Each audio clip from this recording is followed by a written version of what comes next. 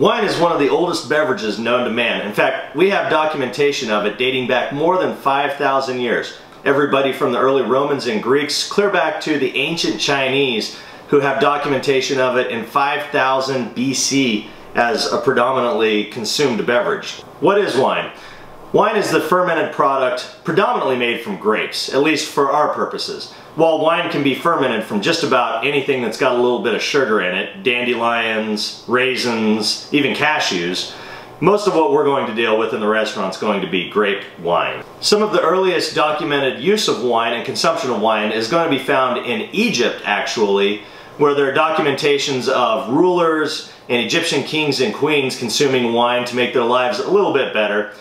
One of the great early stories of wine was of an Egyptian princess who was a little depressed with her life and decided that eating some grapes that had gone bad would probably help her end her life and move on to the next realm, as the Egyptians believed. Instead, she ended up getting intoxicated. As you can imagine, that probably made her life a little bit better from that point on. Wine has been consumed by almost every culture throughout the world since the dawn of civilization.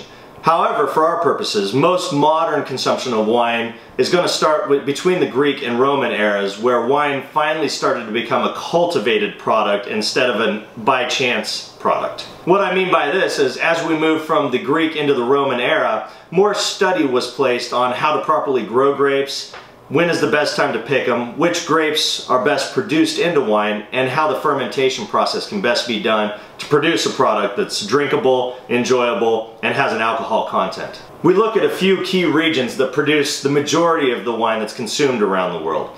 Those regions are going to include places like France, Italy, Spain, California, Washington, Oregon, and New York, South American countries like Chile and Argentina, South Africa, and Australia and New Zealand.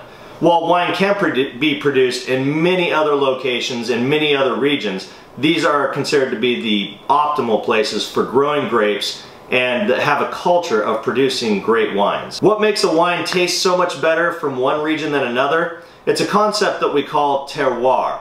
It's a French term used to define all of the elements that come together in the process of making the wine. Everything from the soil to the climate, to the weather, to the grape growers and winemakers' philosophy and how everything is produced. Terroir is the summation of everything that comes together to make a wine specifically unique to its region. As a seller of wine, it's important for you to understand at least a few basics about terroir, because it's going to help you better explain to your customers what makes a Bordeaux wine uniquely different from a California Cabernet, or what makes a Northern Hemisphere wine so much more different than a Southern Hemisphere wine. Understanding the terroir of where a wine comes from is going to help you better explain the flavor profiles and the uniqueness of that wine.